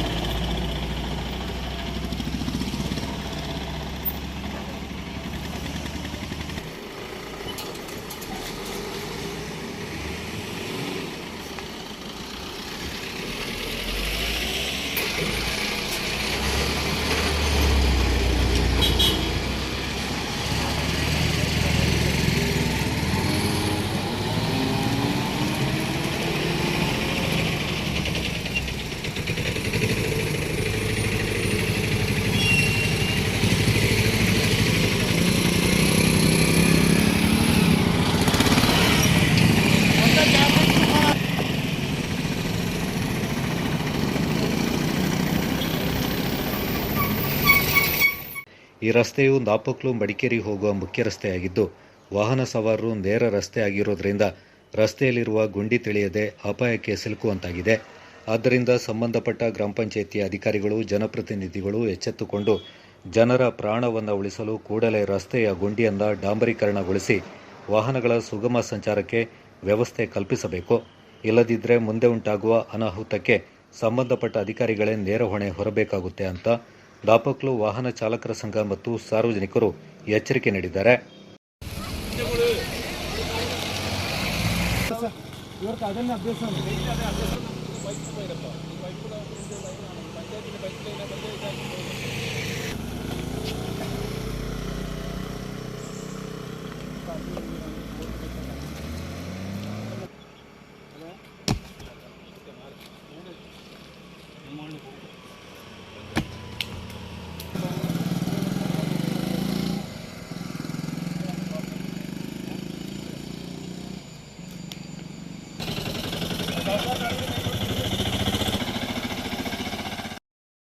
ರಜಾಕ್ ಅಂತ, ಇದು ನಾಪೋಕಲಿಂದ ಮಡಿಕೇರಿ ಹೋಗೋ ರಸ್ತೆ. ಇದು ಹಲವಾರು ಸಲ ಆಯಿತು ಇಲ್ಲಿ ಬೈಕು ಆಟೋ ಎಲ್ಲ ಅಪ್ಸೆಟ್ ಆಗಿಬಿಟ್ಟು ಬೀಳೋದು, ಸುಮಾರು ತೊಂದರೆ ಆಗಿದೆ. ಇದು ಕೂಡಲೇ ಇದರಲ್ಲಿ ಯಾರು ಇದರ ಹೊಣೆ ಅವರು ಇದಕ್ಕೆ ಗುಂಡಿ ಮುಚ್ಚೋ ಕೆಲಸ ಮಾಡಲೇಬೇಕು. ಇದಕ್ಕೆ ನಾವು ಆಟೋ ಚಾಲಕರಿಂದ ಒಂದು ಒತ್ತಾಯ ಮಾಡ್ತೀನಿ, ಇದು ಆದಷ್ಟು ಬೇಗ ಈ ರಸ್ತೆ ಅಭಿವೃದ್ಧಿ ಮಾಡಬೇಕು ಅಂತ ನಾವು ಕೇಳ್ಕೊಳ್ತೀನಿ. ಮಡಿಕೇರಿಗೆ ಹೋಗೋ ರಸ್ತೆ ಹೆದ್ದಾರಿ ಆಗಿದೆ. ಇದರಲ್ಲಿ ನಾನು ಇದೇ ಅಪಾರ್ಟ್ಮೆಂಟ್ ಮೇಲುಗಡೆಯಲ್ಲಿ ವಾಸ ಇರೋದು. ಇಲ್ಲಿ ಎರಡು ದ್ವಿಚಕ್ರ ವಾಹನ ಹಾಗೂ ಹಲವು ಗಾಡಿಗಳನ್ನು ಓಡಾಡ್ತಾ ಇರ್ತದೆ. ಅದರಲ್ಲಿ ಈ ಗುಂಡಿಯಿಂದಾಗಿ ಅನೇಕ ಅಪಘಾತಗಳು ಈ ರೀತಿ ನಡೆದಿದೆ ಇದುವರೆಗೆ. ಇದು ಒಂದು 6 ತಿಂಗಳಿಂದ ಹೀಗೆ ಇದೆ ಈ ರೋಡ್. ಇದನ್ನು ಸಂಬಂಧಪಟ್ಟವರು ಈ ರೋಡನ್ನು ದುರಸ್ತಿ ಮಾಡಬೇಕಾಗಿ ನಾನು ವಿನಂತಿಸಿಕೊಳ್ಳುತ್ತೇನೆ. ಏಕೆಂದರೆ ಹಲವಾರು ವಾಹನಗಳು ಇಲ್ಲಿ ಅಪಘಾತ ಆಗಿದೆ. ಕೊಡಗಿನ 2 ಕ್ಷೇತ್ರಗಳಲ್ಲಿ ಬಿಜೆಪಿ ಅಭ್ಯರ್ಥಿಗಳ ಸೋಲಿಗೆ ಬಿಜೆಪಿಯೇತರ ಪಕ್ಷಗಳ ಒಳ ಒಪ್ಪಂದವೇ ಕಾರಣವೆಂದು ಜಿಲ್ಲಾ ಬಿಜೆಪಿ ಅಧ್ಯಕ್ಷ ರಾಬಿನ್ ದೇವಯ್ಯ ಆರೋಪಿಸಿದ್ದಾರೆ. ಸುದ್ದಿಗೋಷ್ಠಿಯಲ್ಲಿ ಮಾತನಾಡಿದ ಅವರು, ಬಿಜೆಪಿ ಸೋಲಿನ ಹೊಣೆಯಿಂದ ಜಿಲ್ಲಾಧ್ಯಕ್ಷನಾಗಿ ತಾನೇ ಹೊರಲಿದ್ದೇನೆ. ಈ ಬಾರಿಯ ಚುನಾವಣೆಯಲ್ಲಿ ಬಿಜೆಪಿಯಿಂದ ಅಧಿಕಾರದಿಂದ ಹೊರಗಿಡಬೇಕೆನ್ನುವ ಏಕಮಾತ್ರ ಉದ್ದೇಶದಿಂದ ಇತರ ಪಕ್ಷಗಳೆಲ್ಲವೂ ಒಂದಾಗಿ ಕೆಲಸ ಮಾಡಿವೆ ಎಂದು ಟೀಕಿಸಿದರು. ಜಿಲ್ಲೆಯ 2 ಕ್ಷೇತ್ರಗಳಿಂದ ಬಿಜೆಪಿ ಕಳೆದುಕೊಂಡಿರಬಹುದಾದರೂ ಕಳೆದ ವಿಧಾನಸಭಾ ಚುನಾವಣೆಯಲ್ಲಿ ಪಡೆದುಕೊಂಡ ಮತಗಳನ್ನು ತುಲನೆ ಮಾಡಿದರೆ ಈ ಬಾರಿ ಬಿಜೆಪಿ ಹೆಚ್ಚಿನ ಮತಗಳನ್ನು ಪಡ್ಕೊಂಡಿದೆ. ಮಡಿಕೇರಿ ಮತ್ತು ವಿರಾಜಪೇಟೆ ಕ್ಷೇತ್ರದಲ್ಲಿ ಒಟ್ಟಾಗಿ ಕಳೆದ ಬಾರಿಗಿಂತ 13,079 ಹೆಚ್ಚಿನ ಮತ ಬಿಜೆಪಿ ಗಳಿಸಿದೆ ಎಂದು ಸಮರ್ಥಿಸಿಕೊಂಡರು. ಜೆಡಿಎಸ್ ಒಳಗೊಂಡಂತೆ ಎಲ್ಲ ಪಕ್ಷಗಳು ಒಳ ಒಪ್ಪಂದ ಮಾಡಿಕೊಂಡಿರುವುದೇ ಕಾಂಗ್ರೆಸ್ ಗೆಲುವಿಗೆ ಕಾರಣವೆಂದರು. ಈ ಬಾರಿಯ ಚುನಾವಣೆಯಲ್ಲಿನ ಜನಾಭಿಪ್ರಾಯವನ್ನು ಒಳ್ಳೆಯ ಮನಸ್ಸಿನಿಂದ ಸ್ವೀಕಾರ ಮಾಡಿದ್ದೇವೆ. ಚುನಾವಣೆಯಲ್ಲಿ ಸೋಲು ಎದುರಾಗಿದ್ದರೂ ಪಕ್ಷದ ಎಲ್ಲ ಹಂತದ ಪ್ರಮುಖರು, ಕಾರ್ಯಕರ್ತರು ಸಾಕಷ್ಟು ಶ್ರಮಪಟ್ಟು ಕಾರ್ಯನಿರ್ವಹಿಸಿದ್ದಾರೆ. ಪಕ್ಷದ ಸಂಘಟನೆಯೊಂದಿಗೆ ಮುಂಬರುವ ಲೋಕಸಭಾ ಚುನಾವಣೆಗೆ ಈಗಿನಿಂದಲೇ ಸಿದ್ಧತೆಗಳನ್ನು ಮಾಡಿಕೊಳ್ಳುವುದಾಗಿ ರಾಬಿನ್ ದೇವಯ್ಯ ತಿಳಿಸಿದರು. ಈ ಬಾರಿಯ ಚುನಾವಣೆಯಲ್ಲಿ ಕೊಡಗಿನಲ್ಲಿ ಜಾತಿ ರಾಜಕಾರಣ ನಡೆದಿಲ್ಲ ಮತ್ತು ಇಂತಹ ನಡೆಗಳಿಗೆ ಜನತೆ ಮನ್ನಣೆ ನೀಡುವುದಿಲ್ಲವೆಂದರು. ಹಾಗೆ ನಮ್ಮ ಜಿಲ್ಲೆನಲ್ಲೂ ಕೂಡ ನಾವು ಈ ಬಾರಿ ಸೋಲು ಅನುಭವಿಸ್ತಕ್ಕಂಥ ವಾತಾವರಣ ಸೃಷ್ಟಿಯಾಯಿತು. ಜನಾಭಿಪ್ರಾಯವನ್ನು ಸ್ವೀಕಾರ ಮಾಡಿದ್ದೇವೆ. ಆದರೆ ಭಾರತೀಯ ಜನತಾ ಪಕ್ಷ ಕಳೆದ ಬಾರಿಗಿಂತ ಈ ಬಾರಿ ಜಿಲ್ಲೆಯಲ್ಲಿ 13,079 ಮತವನ್ನು ಹೆಚ್ಚಿಗೆ ಪಡೆದಿದೆ. ಮಡಿಕೇರಿ ವಿಧಾನಸಭಾ ಕ್ಷೇತ್ರದಲ್ಲಿ ಕಳೆದ ಬಾರಿ 69,954 ಮತವನ್ನು ಪಡೆದಿದ್ವಿ. ಈ ಬಾರಿ 80,477 ಮತಗಳನ್ನು ಪಡೆದಿದ್ದೇವೆ. ಹಾಗೆ ವಿರಾಜಪೇಟೆ ವಿಧಾನಸಭಾ ಕ್ಷೇತ್ರದಲ್ಲಿ ಕಳೆದ ಬಾರಿ ನಾವು 77,944 ಮತವನ್ನು ಪಡೆದುಕೊಂಡಿದ್ವಿ. ಈ ಬಾರಿ 79,500 ಮತಗಳನ್ನು ಪಡೆದುಕೊಂಡಿದ್ದೇವೆ. 13,079 ಮತಗಳು ಹೆಚ್ಚಿಗೆ ನಮಗೆ ಬಂದಿದೆ ಜಿಲ್ಲೆಯಲ್ಲಿ. ಅಂದರೆ ಭಾರತೀಯ ಜನತಾ ಪಕ್ಷ ಎಲ್ಲೂ ಹಿನ್ನಡೆ ಆಗಿ ತಾಂತ್ರಿಕವಾಗಿ ಸೋತಿದ್ರೂ ಕೂಡ ಪಕ್ಷ ಸಂಘಟಿತವಾಗಿ ಹಿನ್ನಡೆ ಆಗಲಿಲ್ಲ. ವಿರೋಧ ಪಕ್ಷಗಳು ಭಾರತೀಯ ಜನತಾ ಪಕ್ಷ ಎಲ್ಲ ವಿರೋಧ ಪಕ್ಷಗಳು ಒಟ್ಟಿಗೆ ಸೇರಿ ಭಾರತೀಯ ಜನತಾ ಪಕ್ಷದ ವಿರುದ್ಧವಾಗಿ ಸ್ಪರ್ಧೆ ಮಾಡಿದರೂ ಕೂಡ ಒಳ ಒಪ್ಪಂದಗಳನ್ನು ಮಾಡಿಕೊಂಡು ಈ ಬಾರಿ ನಮಗೆ ಸೋಲಾಗಿದೆ. ಕಳೆದ ಬಾರಿ JDS ಒಟ್ಟು 64,000 ಮತಗಳನ್ನು ಪಡೆದುಕೊಂಡಿತ್ತು 2 ಕ್ಷೇತ್ರ ಸೇರಿ. ಮಡಿಕೇರಿ ವಿಧಾನಸಭಾ ಕ್ಷೇತ್ರದಲ್ಲಿ 54,000 ಆ್ಯಂಡ್ ವಿರಾಜಪೇಟೆಯಲ್ಲಿ 11,000 ಚಿಲ್ಲರೆ ಮತಗಳನ್ನು ಪಡೆದುಕೊಂಡಿತ್ತು. ಆದರೆ ಈ ಬಾರಿ ಅವರು ಕೇವಲ 7,000 ಮತಗಳನ್ನು ಪಡೆಯುವುದರೊಂದಿಗೆ ಕಾಂಗ್ರೆಸ್ಸಿಗೆ ಪರೋಕ್ಷವಾಗಿ ಬೆಂಬಲವನ್ನು ಕೊಡುವಂಥ ಕೆಲಸವನ್ನು ಮಾಡಿದೆ. ನಮ್ಮ ಕಳೆದ ಬಾರಿ ಮಡಿಕೇರಿ ವಿಧಾನಸಭಾ ಕ್ಷೇತ್ರದಲ್ಲಿ 54,000 ಮತ ಪಡೆದುಕೊಂಡಿದ್ದಂಥ JDS ಈ ಬಾರಿ ಕೇವಲ 6,000 ಚಿಲ್ಲರೆ ಮತಗಳನ್ನು ಪಡೆದುಕೊಂಡಿದೆ. ಕಳೆದ ಬಾರಿ 11,000 ಮತಗಳನ್ನು ಪಡೆದುಕೊಂಡಿದ್ದಂಥ JDS ವಿರಾಜಪೇಟೆ ವಿಧಾನಸಭಾ ಕ್ಷೇತ್ರದಲ್ಲಿ ಕೇವಲ 1,000 ಮತಗಳನ್ನು ಪಡೆದುಕೊಂಡಿದೆ ಈ ಸಲ. ಹೀಗೆ ಪರೋಕ್ಷವಾಗಿ ಎಲ್ಲ ಪಕ್ಷಗಳು ಭಾರತೀಯ ಜನತಾ ಪಕ್ಷವನ್ನು ದೂರ ಇಡಬೇಕು ಅಂತ ಹೇಳುವ ಕಾರಣದಿಂದ ಒಂದಾಗಿ ಕೆಲಸ ಮಾಡಿದ್ದರಿಂದ ನಾವು ಈ ಬಾರಿ ಸೋತಿದ್ದೇವೆ. ಎಲ್ಲ ಇಡೀ ಜಿಲ್ಲೆಯ ಮೂಲೆ ಮೂಲೆಯಲ್ಲಿರ್ತಕ್ಕಂಥ ಕಾರ್ಯಕರ್ತರುಗಳು ಬಹಳ ಶ್ರಮ ವಹಿಸಿ ಕೆಲಸವನ್ನು ಮಾಡಿದ್ದಾರೆ. ವಿಧಾನ ಪರಿಷತ್ನ ಮಾಜಿ ಸದಸ್ಯ MP ಸುನಿಲ್ ಸುಬ್ರಹ್ಮಣಿ ಮಾತನಾಡಿ, ಜನಾದೇಶವನ್ನು ನಾವು ಸ್ವೀಕಾರ ಮಾಡಿದ್ದೇವೆ. ಬಿಜೆಪಿ ವಿರೋಧ ಪಕ್ಷ ಮತ್ತು ಆಡಳಿತ ಪಕ್ಷದಲ್ಲಿದ್ದುಕೊಂಡು ಸಾಕಷ್ಟು ಅನುಭವವನ್ನು ಪಡೆದುಕೊಂಡಿದೆ. ಕಾಂಗ್ರೆಸ್ ತಂದ ಚುನಾವಣಾ ಪ್ರಣಾಳಿಕೆಯ ಮೂಲಕ ಜನತೆಗೆ ನೀಡಿದ ಗ್ಯಾರಂಟಿ ಕಾರ್ಡ್ನ ಭರವಸೆಗಳಿಂದ ತಾಯಂದಿರು ಕಾಂಗ್ರೆಸ್ ಬೆಂಬಲಿಸಿದ್ದಾರೆ. ಕೊಡಗು ಜಿಲ್ಲೆಯಲ್ಲಿ ಜನರು ಏನು ಆದೇಶವನ್ನು ಕೊಟ್ಟಿದ್ದಾರೆ ಅದನ್ನು ನಾವು ಸಂತೋಷವಾಗಿ ಸ್ವೀಕಾರ ಮಾಡ್ತೇವೆ. ಭಾರತೀಯ ಜನತಾ ಪಾರ್ಟಿ ತುಂಬ ವರ್ಷಗಳ ಕಾಲ ವಿರೋಧ ಪಕ್ಷದಲ್ಲಿ ನಿಂತು ಕೆಲಸ ಮಾಡಿದಂಥ ಅನುಭವ ನಮಗಿದೆ. ಅಧಿಕಾರ ಸಿಕ್ಕಿದಾಗ ಯಾವ ರೀತಿ ಕೆಲಸ ಮಾಡಿದ್ದೀವಿ ಅನ್ನೋದನ್ನು ಮಾಡಿ ತೋರಿಸಿದ್ದೇವೆ. ಈಗ ನಾವು ಕೊಡಗಿನ ಇಬ್ಬರು ಯಂಗ್ಸ್ಟರ್ ಶಾಸಕರು ಗೆದ್ದಿದ್ದಾರೆ. ಅವರಿಗೆ ನಾವು ಶುಭವನ್ನು ಕೋರ್ತೇವೆ. ಜೊತೆಗೆ ಒಳ್ಳೆಯ ಕೆಲಸಕ್ಕೆ ನಾವು ಸಹಕಾರವನ್ನು ಕೊಡ್ತೇವೆ.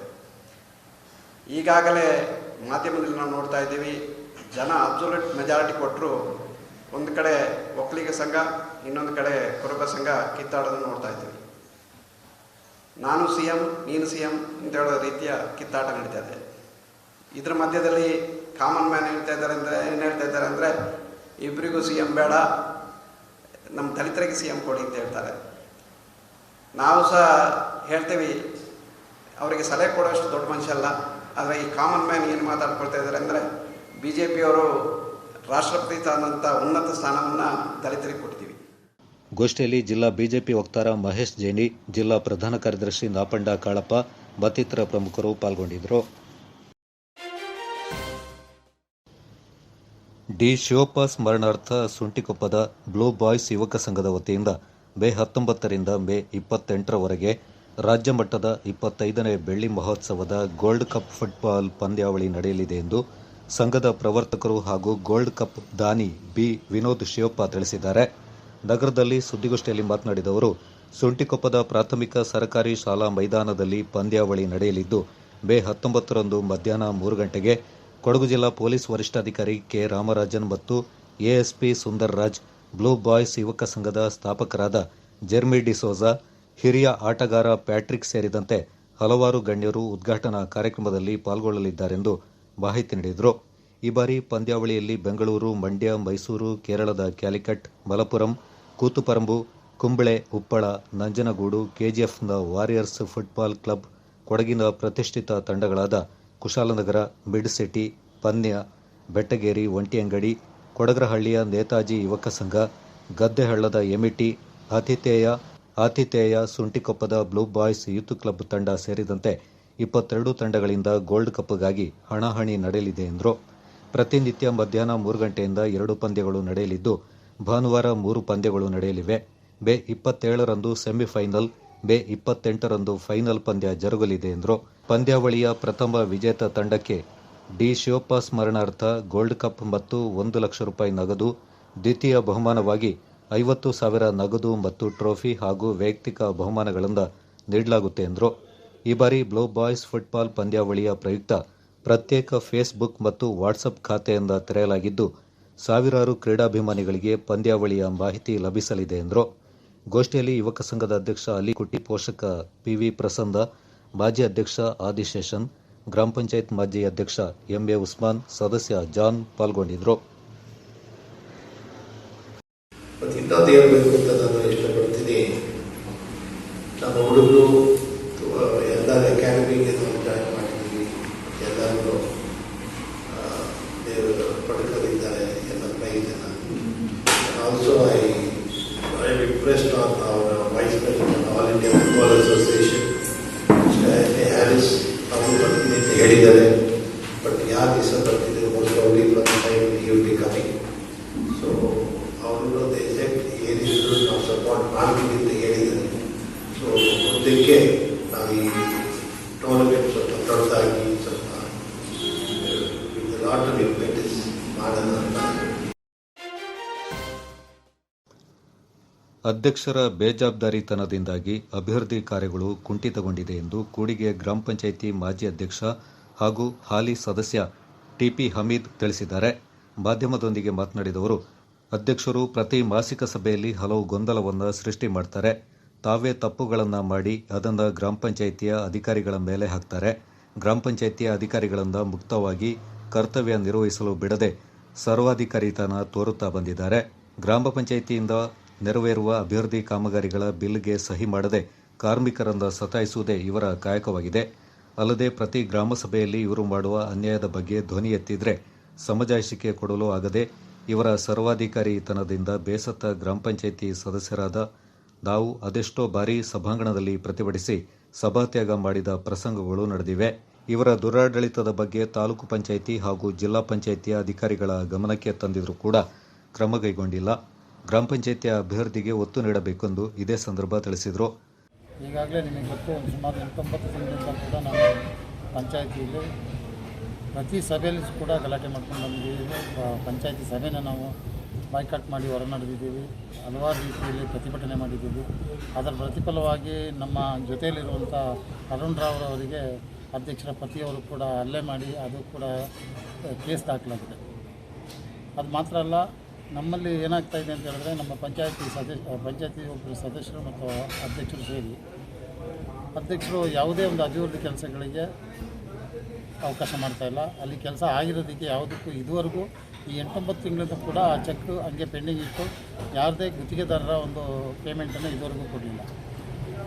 ಯಾವುದೇ ಒಂದು ಅಭಿವೃದ್ಧಿ ಕಾಮಗಾರಿನೂ ಮಾಡೋಕ್ಕೆ ಬಿಡ್ತಾಯಿಲ್ಲ. ಉದ್ಯೋಗ ಖಾತ್ರಿ ಕೆಲಸಗಳಾಗಲಿ, ಪಂಚಾಯಿತಿ ಅಭಿವೃದ್ಧಿ ಕೆಲಸಗಳಾಗಲಿ ಯಾವುದೂ ಮಾಡೋಕ್ಕೆ ಬಿಡ್ತಾಯಿಲ್ಲ. ಜೊತೆಯಲ್ಲಿ ಏನಾಗಿದೆ ಅಂತ ಹೇಳಿದ್ರೆ, ನಾವು ಮಾರ್ಚ್ ಕೊನೆ ವಾರದಲ್ಲಿ ನಮ್ಮ ಎಲ್ಲ ಮಾರುಕಟ್ಟೆಗಳನ್ನ, ಯಾವುದು ಕುರಿ ಮಾಂಸ ಇರ್ಬೋದು, ಕೋಳಿ ಮಾಂಸ ಇರ್ಬೋದು, ಹಂದಿ ಮಾಂಸದ ಮಾರುಕಟ್ಟೆ ಇರ್ಬೋದು, ಹೀಗೆ ಮೀನು ಮಾರುಕಟ್ಟೆ ಇರ್ಬೋದು, ಇದನ್ನೆಲ್ಲ ನಾವು ಮಾರ್ಚ್ ಕೊನೆ ವಾರದಲ್ಲೇ ನಾವು ಅದನ್ನು ಟೆಂಡರ್ ಮುಖಾಂತರ ಕೊಟ್ಟು ಅದರ ಹಣವನ್ನು ಪಡಿಬೇಕಿತ್ತು. ವಾರ್ಷಿಕ ಬಡ್ಜೆಟನ್ನು ಕೂಡ ಮಾಡಬೇಕಾಗಿತ್ತು. ಮಾರ್ಚ್ ಕೊನೆ ವಾರದಕ್ಕೆ ಇವರು ಮಾಡಲೇ ಇಲ್ಲ. ಯಾವುದೋ ಅದು ಮಾಡಲಿಕ್ಕೆ ಅವಕಾಶನೇ ಕೊಡಲಿಲ್ಲ ಅವರು. ಅದರ ನಂತರ ಚುನಾವಣೆ ಘೋಷಣೆ ಆಯಿತು. 1.5 ತಿಂಗಳು ಚುನಾವಣೆಯ ಒಂದು ನಿರ್ಬಂಧ ಇತ್ತು. ಈಗ ಚುನಾವಣೆ ಮುಗೀತು. ಈಗ ನೋಡಿದ್ರೆ 2 ತಿಂಗಳಿಂದ ಅನಧಿಕೃತವಾಗಿ ಮಾಂಸ ಮಾರುಕಟ್ಟೆಗಳು ನಮ್ಮಲ್ಲಿ ನಡೀತಾ ಇದೆ. ಗ್ರಾಮ ಪಂಚಾಯತ್ನ ಸದಸ್ಯ SN ಅರುಣ್ ರಾವ್ ಮಾತನಾಡಿ, ಗ್ರಾಮ ಪಂಚಾಯಿತಿ ಅಧ್ಯಕ್ಷರು ಕೇವಲ ಬೇಜವಾಬ್ದಾರಿತನವನ್ನು ಮಾತ್ರ ತೋರ್ತಾ ಇಲ್ಲ, ಹಿಟ್ಲರ್ ಸಂಸ್ಕೃತಿಯವರಾಗಿದ್ದು ತನ್ನ ಮೇಲೆ ವಿನಾಕಾರಣ ಹಲ್ಲೆ ಮಾಡಿರುವುದೇ ಇದಕ್ಕೆ ಸಾಕ್ಷಿಯಾಗಿಲ್ಲ. ಸುಮಾರು 6 ತಿಂಗಳಿಂದ ಗ್ರಾಮ ಪಂಚಾಯಿತಿಯ ಮಾಸಿಕ ಸಭೆಯನ್ನು ಕರೆದರೂ ಕೂಡ ಅಧ್ಯಕ್ಷರು ಸಭೆಗೆ ಹಾಜರಾಗದೆ ಗೈರಾಗಿದ್ದಾರೆಂದರು. ನಾನು ಕೂಡಿಗೆ ಗ್ರಾಮ ಪಂಚಾಯತ್ ಸದಸ್ಯ ಅರುಣ್ ರಾವ್, ಇವರು ಹಮ್ಮೀದವರು. ನಾವೀಗಾಗಲೇ ಈಗ 1 ವರ್ಷಗಳಿಂದ ಈಗಾಗಲೇ ಮಹಿಳಾ ಕೋಟದಲ್ಲಿ ಆಯ್ಕೆಯಾದ ಅಧ್ಯಕ್ಷರು ಯಾವುದೇ ನಮ್ಮ ಅಭಿವೃದ್ಧಿ ಕಾರ್ಯಗಳಿಗಿರ್ಬೋದು, ಮೂಲಭೂತ ಸೌಕರ್ಯಗಿರ್ಬೋದು, ಬೇರೆ ಇತರೆ ಉದ್ಯೋಗ ಖಾತ್ರಿ ಯೋಜನೆ, ಪಂಚಾಯತಿ 15 ಹಣಕಾಸು ಯೋಜನೆ, ಯಾವುದೇ ಯೋಜನೆಗಳಿಗೂ ಜಾರಿ ಮಾಡೋಕ್ಕೆ ಅಧ್ಯಕ್ಷರು ತೊಡ್ಕೊಂಡು ಮಾಡ್ತಾವ್ರೆ. ಅಭಿವೃದ್ಧಿ ಕಾರ್ಯಗಳಿಗೆ ಇವರಿಂದ ಯಾವುದೇ ಕಾರಣಕ್ಕೂ ಸಾಧ್ಯ ಆಗ್ತಾಯಿಲ್ಲ. ಹಾಗೂ ಮುಂದಿನ ದಿನಗಳಲ್ಲಿ ನಾವು ಹೋರಾಟದ ಎಚ್ಚರಿಕೆಯನ್ನು ಕೊಟ್ಟು ಹೋರಾಟನೂ ಮಾಡ್ತಾವೆ. ಆಮೇಲೆ ಮುಖ್ಯ ಕಾರ್ಯನಿರ್ವಹಣಾಧಿಕಾರಿಗೆ, EO ಅವರಿಗೆ, ಅಭಿವೃದ್ಧಿ ಅಧಿಕಾರಿಗೆ ಇವರಿಗೆಲ್ಲ ಮನವಿ ಕೊಟ್ಟು ಅವ್ರ ಬಗ್ಗೆ ಪುಕಾರ ಕೊಟ್ಟರು. ಯಾವುದೇ ಒಂದು ನಮಗೆ ಕ್ರಮನೂ ಕೈಗೊಂಡಿಲ್ಲ. ಇನ್ನು ಮುಂದಿನ ದಿನಗಳಲ್ಲಿ ಈ ಕೂಡಿಗೆ ಗ್ರಾಮ ಪಂಚಾಯತಿಗೆ ಈಗ ಬರಬೇಕಂತ ಅನುದಾನಗಳಿರ್ಬೋದು, ನಮ್ಮ ಚಿಕನ್, ಮಟನ್ನು, ಈ ಥರ ಈ ಹರಾಜು ಪ್ರಕ್ರಿಯೆ ಅಂತ ನಮ್ಮ ಪಂಚಾಯತಿಗೆ ಈ ಯಾವುದೇ ಅನುದಾನಗಳು ಬಂದರೆ ಈ ನಷ್ಟಕ್ಕೆಲ್ಲ ನೇರವಾಗಿ ಅಧ್ಯಕ್ಷರೇ ಹೊಣೆಗಾರರಾಗಿದ್ದಾರೆ. ಈ ಎಲ್ಲ ಕಾರ್ಯಕ್ರಮಗಳಿಗೆ ಅವ್ರನ್ನ ನೇರ ಹೊಣೆ ಮಾಡಿ ಅವರ ಸದಸ್ಯತ್ವ ಮತ್ತು ಅಧ್ಯಕ್ಷ ಸ್ಥಾನದಿಂದ ವಜಾ ಮಾಡಬೇಕು ಅಂತ ಮಾನ್ಯ ಮುಖ್ಯ ಕಾರ್ಯನಿರ್ವಹಣಾಧಿಕಾರಿಗಳಿಗೆ ನಾವು ಈಗಾಗಲೇ ಮನವಿ ಕೊಟ್ಟಿದ್ದು ಯಾವುದೇ ಪ್ರಯೋಜನ ಆಗಿಲ್ಲ. ಉಳಿಯದ ಈ ಬಂಧ ಅನುರಾಗದ ಅನುಬಂಧ, 7 ದಶಕಗಳ ಪ್ರೀತಿಯ Mulia Jewels, unique designs.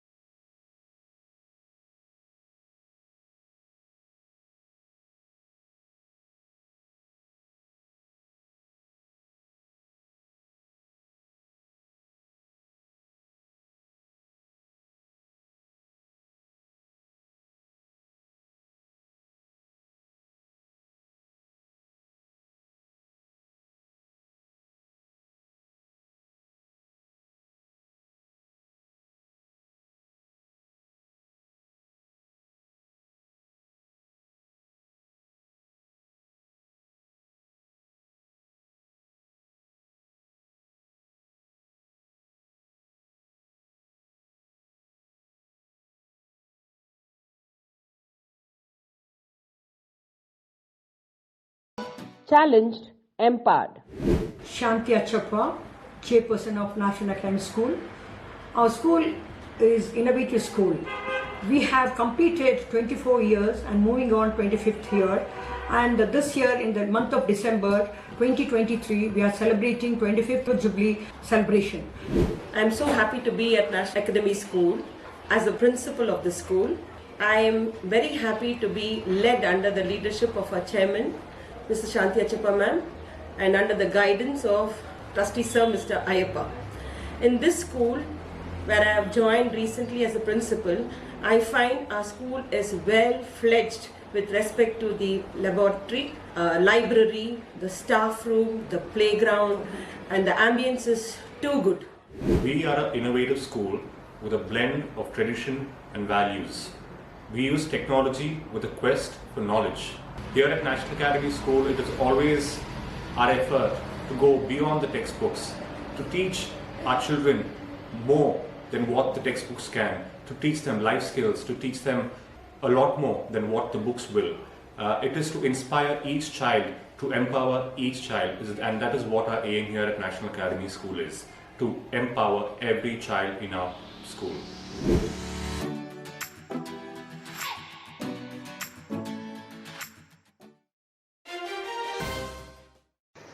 Madikeri ವಿಧಾನಸಭಾ ಕ್ಷೇತ್ರದ ನೂತನ ಶಾಸಕ ಡಾಕ್ಟರ್ ಮಂತರಗೌಡ ಅವರ ಭರವಸೆಯೇ ನಮಗೆ ಶ್ರೀರಕ್ಷೆ ಅಂತ ಕುಶಾಲನಗರ ಬ್ಲಾಕ್ ಕಾಂಗ್ರೆಸ್ ಸಮಿತಿಯ ನೂತನ ಸದಸ್ಯ ಹಾಗೂ ಬಸವನಹಳ್ಳಿಯ ದಿಡ್ಡಳ್ಳಿಯ ಗಿರಿಜನ ಮುಖಂಡ ಸ್ವಾಮಿ ತಿಳಿಸಿದ್ದಾರೆ. ಮಾಧ್ಯಮದೊಂದಿಗೆ ಮಾತನಾಡಿದವರು 2016ರಲ್ಲಿ ದಿಡ್ಡಳ್ಳಿಯ ಅರಣ್ಯ ಪ್ರದೇಶದಲ್ಲಿ ವಾಸ ಮಾಡ್ತಾ ಇದ್ದ ಸುಮಾರು 528 ಗಿರಿಜನ ಕುಟುಂಬಗಳನ್ನು ಅಲ್ಲಿಂದ ಒಕ್ಕಲೆಬ್ಬಿಸಿ ಬೇಡಗೊಟ್ಟಕ್ಕೆ 354 ಕುಟುಂಬಗಳಿಗೆ ಹಾಗೂ ಬಸವನಹಳ್ಳಿಯಲ್ಲಿ 174 ಕುಟುಂಬಗಳಿಗೆ ಅಂದಿನ ಮುಖ್ಯಮಂತ್ರಿ ಸಿದ್ದರಾಮಯ್ಯನವರ ಸರ್ಕಾರ ಸೂರು ಕಲ್ಪಿಸಿ ಬಹದುಪಕಾರ ಮಾಡಿದೆ. ಅಲ್ಲದೆ ವಿವಿಧ ಸೌಲಭ್ಯಗಳಿಗೆ 2 ಎಕರೆ ಜಾಗ ಮಂಜೂರು ಮಾಡಿಕೊಡುವುದಾಗಿ ಭರವಸೆ ನೀಡಿತು. ಅಧಿಕಾರಿಗಳು ಕೂಡ ಅಂದಿನ ಸಮಯದಲ್ಲಿ ಸಂಕಷ್ಟದಲ್ಲಿದ್ದ ತಮಗೆ ಅಭಿವೃದ್ಧಿಗಾಗಿ ಸಹಕಾರ ನೀಡಿದ್ದಾರೆ. ಇದೀಗ ನೂತನವಾಗಿ ಮಡಿಕೇರಿ ವಿಧಾನಸಭಾ ಕ್ಷೇತ್ರದ ಶಾಸಕರಾಗಿ ಚುನಾಯಿತರಾದ ಡಾಕ್ಟರ್ ಮಂತರಗೌಡ ಅವರು 2 ಎಕರೆ ಜಾಗ ನೀಡುವುದಾಗಿ ಭರವಸೆ ನೀಡಿದ್ದಾರೆ. ಅಲ್ಲದೆ ಇನ್ನೂ ಕೆಲವು ಗಿರಿಜನ ಕುಟುಂಬಗಳು ಸೂರಿಲ್ಲದೆ ಪರದಾಡ್ತಾ ಇದ್ದಾರೆ. ಬೇಡಗೊಟ್ಟದಲ್ಲಿ ತಾಂತ್ರಿಕ ಶವ ಸಂಸ್ಕಾರಕ್ಕೆ ಸೌಲಭ್ಯ ಕಲ್ಪಿಸಲಾಗಿದೆ. ಅದೇ ರೀತಿ ಬಸವನಹಳ್ಳಿಯಲ್ಲಿ ಕೂಡ ಎಲೆಕ್ಟ್ರಾನಿಕ್ ಶವ ಸಂಸ್ಕಾರಕ್ಕೆ ಅವಕಾಶ ಮಾಡಿಕೊಡಬೇಕೆಂದು ಈಗಾಗಲೇ ಮನವಿ ಮಾಡಲಾಗಿದೆ. ಅಲ್ಲದೆ ಇಲ್ಲಿ ಅಂಗನವಾಡಿ ಕೇಂದ್ರವು ನಿರ್ಮಾಣಗೊಂಡು 4 ವರ್ಷ ಕಳೆದಿದ್ದರೂ ಕೂಡ ಉದ್ಘಾಟನೆಯ ಭಾಗ್ಯ ಕಂಡಿಲ್ಲ. ಇನ್ನು ಒಳಚರಂಡಿಯ ವ್ಯವಸ್ಥೆ ಅಸ್ತವ್ಯಸ್ತವಾಗಿದ್ದು ಸುಮಾರು 10ರಿಂದ 20 ಕುಟುಂಬಗಳು ಗಲೀಜು ತುಂಬಿದ ಒಳಚರಂಡಿಯಿಂದಾಗಿ ವಾಸ ಮಾಡಲು ಸಾಧ್ಯವಾಗ್ತಾ ಇಲ್ಲ. ಅಗತ್ಯ ಮೂಲಭೂತ ಸೌಲಭ್ಯಗಳನ್ನು ನಿವಾರಿಸುವುದಾಗಿ ನೂತನ ಶಾಸಕ ಡಾಕ್ಟರ್ ಮಂತರಗೌಡ ಭರವಸೆ ನೀಡಿದ್ದು, ಕುಶಾಲನಗರ ಬ್ಲಾಕ್ ಕಾಂಗ್ರೆಸ್ ಸಮಿತಿಯ ಸದಸ್ಯನಾಗಿ ತನ್ನನ್ನು ನೇಮಕ ಮಾಡಿದ ಬ್ಲಾಕ್ ಕಾಂಗ್ರೆಸ್ ಅಧ್ಯಕ್ಷ ವಿಪಿ ಶಶಿಧರ್ ಅವರಿಗೆ ಅಭಿನಂದನೆಗಳನ್ನು ಸಲ್ಲಿಸಿದರು. ನನ್ನ ಹೆಸರು ಸ್ವಾಮಿ ಅಂತ, ದಿಡ್ಡಳ್ಳಿ ಹೋರಾಟಗಾರ. 2017ರಲ್ಲಿ ನಾವು 2016 ನಾವು ದಿಡ್ಡಳ್ಳಿ ಕಾಡಲ್ಲಿದ್ದು, ಅಲ್ಲಿಂದ ತೆರವು ಮಾಡಿ ಮತ್ತೆ ಸರ್ಕಾರ ನಮ್ಮ ತೆರವು ಆದಮೇಲೆ ನಮ್ಮ ಕಾಂಗ್ರೆಸ್ ಪಕ್ಷದ ಆವಾಗಿದ್ದು ಸಿದ್ದರಾಮಯ್ಯವರು ಮುಖ್ಯಮಂತ್ರಿ ಆಗಿದ್ದರು. ಆ ಫೀಲ್ಡಲ್ಲಿ ನಮಗೆ ಈ 528 ಮನೆಗಳನ್ನು ನಮಗೆ ಅವರು ಕೊಟ್ಟಿದ್ದಾರೆ. ಬೇಡಗೊಟ್ಟ 354, ಬಸವನಹಳ್ಳಿ 174 ಮನೆಗಳು ನಮ್ಮ ಟ್ರೈಬ್ ಜನಕ್ಕೆ ಪರಿಷ್ಠ ಪಂಗಡ ಆದಿವಾಸಿ ಜನರಿಗೆ ಕೊಟ್ಟಿದ್ದಾರೆ. ಹಾಗಾಗಿ ಇವತ್ತು ಭಾಳ ಮನೆಗಳು ನಮಗೆ ಇದೆ. ಇನ್ನು ಎಷ್ಟೋ ಜನ ಲೈನ್ ಮನೆ ಇರೋರು, ವಾಸವಾಗಿರೋರಿಗೆ ಒಂದು ಮನೆಗಳು ಇಲ್ಲ, ಅವರಿಗೆ ಬೇಕು, ನಮ್ಮ ಸರ್ಕಾರ ಬಂದ ಮೇಲೆ ಕೊಡ್ತೀವಿ ಅಂತ ಹೇಳಿದ್ದಾರೆ. ಆದರೆ ನಮಗೆ ಇವತ್ತು ಜಾಗವನ್ನು ಕೊಡ್ತೀನಿ ಅಂತ ಸರ್ಕಾರ ಬಂದ ಮೇಲೆ ಜಾಗವನ್ನು ಕೊಡ್ತೀವಿ, 1-2 ಎಕರೆ ಜಾಗವನ್ನು ಕೊಡ್ತೀವಿ ಅಂತ ನಾವು ಕೇಳಿದ್ದೀವಿ. ಅವರು ಕೊಡ್ತೀನಿ ಅಂತ ಹೇಳಿದ್ದಾರೆ ನಮಗೆ. ಅವರ ಡೈರೆಕ್ಟ್ ಅವರಿಗೆ ಖುದ್ದವಾಗಿ ನಾವು ಮಾತಾಡಿದ್ದೀವಿ, ಕೊಡ್ತೀನಿ ಅಂತ ಹೇಳಿದ್ದಾರೆ. ಮತ್ತು ಇಲ್ಲಿ ಭಾಳ ಅಭಿವೃದ್ಧಿ ಆಗಿದೆ. ಯಾಕೆಂದರೆ ನಾವು ಈ ಥರ ಮನೆಗಳು ನಾವು ಚಿಕ್ಕದ ಟೈಲ್ಸ್ ಹಾಕ್ಕೊಂಡು ವಾಸವಾಗಿ ಇರೋದಂದರೆ ನಮಗೆ ಭಾಳ ಖುಷಿ. ಶಾಲೆಗಳು, ಸ್ಕೂಲ್ಗಳು ಹತ್ರಗಳು ಇದೆ, ಎಲ್ಲವೂ ಹತ್ರ ಇದೆ. ಅದೇ ಅಧಿಕಾರಿಗಳು ಅದಕ್ಕೆ ಅಧಿಕಾರಿಗಳನ್ನು ಸಪೋರ್ಟ್ ಮಾಡಿ ಎಲ್ಲ ಮಾಡಿದ್ದಾರೆ. ಹಾಗಾಗಿ ಈಗ ನಮ್ಮ ಶಾಸಕರು ಆಗಿದ್ದಂಥ ಮಂತರಗೌಡರು ನಮಗೆ ಇದು ಮಡಿಕೇರಿ ವಿಧಾನಸಭೆ ಕ್ಷೇತ್ರದಲ್ಲಿ ಅವರು ಗೆದ್ದು ಬಂದಿದ್ದಾರೆ. ಅವರು ನಾವು ಕೂಡ ನಂಬುತ್ತೀವಿ, ನಾವು ಅವರು ಮಾಡಿಕೊಡ್ತಾರೆ. ಅವರು ಕೂಡ ನಾವು ಕೇಳಿದ್ದೀವಿ, ನೀವು ಗೆದ್ದ ಮೇಲೆ ಪಕ್ಷ ಬರ್ತದೆ, ನೀವು ಗೆದ್ದ ಮೇಲೆ ನಿಮ್ಮೊಂದು 2 ಎಕರೆ ಜಾಗವನ್ನು ಕೊಡಿ ಅಂತ ಕೇಳಿದ್ದೀವಿ. ಅವರು ಮಾಡ್ತೀನಿ, ಇಷ್ಟು ಮಾಡಿದವರನ್ನು ಮಾಡೋಕ್ಕಾಗಲ್ವ ಅಂತ ಹೇಳಿದರೆ ಒಂದು ಭರವಸೆಯನ್ನು ಕೊಟ್ಟಿದ್ದಾರೆ ಅವರು. ಅವ್ರು ಇನ್ನೂ ದೇವರವ್ರನ್ನ ಆಶೀರ್ವದಿಸಿ ಇನ್ನೊಂದು ಅವ್ರಿಗೆ ಆರೋಗ್ಯ ಚೆನ್ನಾಗಿ ಕೊಟ್ಟು ಇನ್ನು ನಮ್ಮ ಕೆಲಸಗಳು ನಮ್ಮ ಎಲ್ಲ ಯಾರಿಗೆಲ್ಲ ಇಲ್ಲಿ ಬಾಡಿಗೆ ಮನೇಲಿ ಇದ್ದಾರೋ, ಯಾರು ಎಲ್ಲ ಜನರಿಗೆ ಮನೆಗಳು ಇಲ್ವೋ ಅವ್ರಿಗೆಲ್ಲರಿಗೂ ಒಂದು ಮನೆ ಆಗಲಿ. ಯಾಕೆಂದರೆ ಭೂಮಿಲಿ ಫಸ್ಟ್ ಬೇಕಾಗಿರೋ ಒಂದು ಮನೆ ಅದು ಬೇಕು. ಎಲ್ಲ ಜನಾಂಗಗಳಿಗೆ ಒಂದು ಮನೆ ಕೊಡಲಿ. ಮತ್ತು ನಮ್ಮ ಟ್ರೈಬಲ್ ಜನಗೆ ಜಾಗ ಕೊಡಲಿ ಅಂತ ನಾನು ಕೇಳ್ತೀವಿ. ಮತ್ತು ಇಲ್ಲಿ ಕೆಲಸಗಳು ಪೆಂಡಿಂಗ್ ಆಗಿದೆ. ಮಶಾಣದು ಅಲ್ಲಿ ಬೇಡಕೊಟ್ಟದಲ್ಲಿ ಬರ್ನ್ ಮಿಷಿನಲ್ಲಾಗಿದೆ. ಆದರೆ ಇಲ್ಲಿ 50 ಸೆಂಟ್ ಕೊಟ್ಟಿದ್ದಾರೆ, ಅಲ್ಲಿ 1 ಎಕರೆ ಕೊಟ್ಟಿದ್ದಾರೆ. ನಾನೇ ಕೂಡ ನಿಂತು ಮಾಡಿಸಿದೆ. ಆದರೆ ಇಲ್ಲಿ ಅದನ್ನು ಯಾವ ಡೆವಲಪ್ಮೆಂಟ್ ಕೆಲಸ ಇಲ್ಲಿ ಮಾಡಿಲ್ಲ. ಅದನ್ನು ಇವತ್ತು ಮಾಡ್ತೀನಿ, ನಾಳೆ ಮಾಡಿ, ಬರೀ ಅಲ್ಲಿಗೆ ಕಳಿಸ್ಬೇಕು, ಇಲ್ಲಿ ಬಂದಿಲ್ಲ ಅಂತ ಹೇಳ್ಕೊಂಡು ಬರೀ ಇವರು ಅಧಿಕಾರಿಗಳು DC ಆಗಲಿ ಯಾರಾಗಲಿ ಅದು ಕೆಲಸನೇ ಮಾಡ್ತಾಯಿಲ್ಲ. ಇದು ನಮ್ಮ ಮಶಾಣ ಕೆಲಸ. ಮತ್ತೇನು ಅಂಗನವಾಡಿ ಕಟ್ಟು 4-5 ವರ್ಷ ಆಯಿತು, ಅದು ಇನ್ನೂ ಓಪನ್ ಆಗಿಲ್ಲ. ಅದು ಅಲ್ಲಿ ಏನು ಹಂಗೆ ಪಾಳಾಗಿ ಬಿದ್ದುಬಿಟ್ಟಿದೆ ಅಂಗನವಾಡಿ. ಅಷ್ಟು ದುಡ್ಡು ಖರ್ಚು ಮಾಡಿ ಅಂಗನವಾಡಿ ಇನ್ನೂ ಓಪನ್ ಆಗಿಲ್ಲ ಅಂತ ಹೇಳಿದ ಮೇಲೆ ನಾವು ಎಲ್ಲಿ ಏನು ಮಾಡಬೇಕಂತ ನನಗೂ ಗೊತ್ತಿಲ್ಲ. ಆದರೆ ಈಗ ನಮ್ಮ ಶಾಸಕರು ಬಂದಿದ್ದಾರೆ, ಹಿಂದೆ ಇದ್ದ ಶಾಸಕರು ಅವರು ಗಮನದಲ್ಲಿತ್ತು, ಅವ್ರು ನಾವು ಏನೋ ಮಾಡಿದ್ದಾರೆ, ಅವ್ರನ್ನ ಕೂಡ ನಾವು ದೂರಂಗಿಲ್ಲ. ಆದರೆ ಈಗ ಬಂದಂಥ ಶಾಸಕರು ಅವ್ರ ಗಮನಕ್ಕೆ ತಂದು ಅಂಗನವಾಡಿ ಓಪನ್ ಆಗಬೇಕು. ಮತ್ತು ಮಶಾಣ ಕೂಡ ಇಲ್ಲಿ ನಮಗೆ ಅದು ಡೆವಲಪ್ಮೆಂಟ್ ಆಗಿಲ್ಲ. ನಗರದ ಶ್ರೀ ಮುತ್ತಪ್ಪ ದೇವಾಲಯದ ಭಗವತಿ ದೇವಿಯ ವಾರ್ಷಿಕ ಪೊಂಗಾಲ ಉತ್ಸವ ಮೇ 29ರಂದು ನಡೆಯಲಿದೆ ಎಂದು ಮಹಿಳಾ ವೇದಿಕೆಯ ಸದಸ್ಯೆ ವಿಶಾಲಾಕ್ಷಿ ತಿಳಿಸಿದ್ದಾರೆ. ನಗರದಲ್ಲಿ ಸುದ್ದಿಗೋಷ್ಠಿಯಲ್ಲಿ ಮಾತನಾಡಿದ ಅವರು, ಕೊಡಗಿನ ಪುರಾತನ ದೇವಾಲಯಗಳಲ್ಲಿ ಒಂದಾದ ಮಡಿಕೇರಿಯ ಶ್ರೀ ಮುತ್ತಪ್ಪ ದೇವಾಲಯದ ಆವರಣದಲ್ಲಿರುವ ಶ್ರೀ ಪಾರ್ವತಿ, ಶ್ರೀ ಸರಸ್ವತಿ, ಶ್ರೀ ಮಹಾಲಕ್ಷ್ಮಿ ಸಂಕಲ್ಪದಲ್ಲಿರುವ ಶ್ರೀ ಭಗವತಿ ದೇವಿಗೆ ಪೊಂಗಾಲ ಸೇವೆಯನ್ನು ಬೆಳಗ್ಗೆ 8:30ಕ್ಕೆ ನಡೆಸಲು ಉದ್ದೇಶಿಸಲಾಗಿದ್ದು, ಈ ಬಾರಿ ವಿಜೃಂಭಣೆಯಿಂದ ಉತ್ಸವ ನಡೆಸಲಾಗುತ್ತೆ. ಇದು ಕೇವಲ ಮಹಿಳೆಯರು ಮಾತ್ರ ನಡೆಸುವ ಪುಣ್ಯ ಕಾರ್ಯವಾಗಿದ್ದು, ಪೊಂಗಾಲ ಸಮರ್ಪಣೆಯಿಂದ ಮನೆಯಲ್ಲಿ ಆರೋಗ್ಯ, ಶಾಂತಿ, ನೆಮ್ಮದಿ ನೆಲೆಸುವ ನಂಬಿಕೆ ಇದೆ ಎಂದರು. ಇಟ್ಟಿಗೆ ಅಥವಾ ಕಲ್ಲುಗಳನ್ನು ಜೋಡಿಸಿ ಒಲೆಯನ್ನು ಹಾಕಿ ಸೌದೆಯಿಂದ ಜೋಡಿಸಿ ಸಿದ್ಧಪಡಿಸಿದ ಬಳಿಕ ಅರ್ಚಕರು ನೀಡಿದ ಕರ್ಪೂರದಾರತಿಯಿಂದ ಒಲೆ ಉರಿಸಿ ಹೊಸ ಮಡಿಕೆಯಲ್ಲಿ ನೀರು ತುಂಬಿಸಿ ಪೊಂಗಾಲ ತಯಾರಿಕೆ ಮಾಡಲಾಗುತ್ತೆ. ಪೊಂಗಾಲ ಸೇವೆ ಮಾಡಲು ಬಯಸುವ ಮಹಿಳೆಯರು 3 ದಿನ ಶುದ್ಧಿಯಿಂದ ವ್ರತ ಮಾಡಬೇಕು. 200 ರೂಪಾಯಿ ನೀಡಿ ಮುಂಗಡ ರಶೀತಿ ಪಡೆದು ಹೆಸರು ನೋಂದಾಯಿಸಿಕೊಳ್ಳಬೇಕೆಂದು ಮಾಹಿತಿ ನೀಡಿದರು.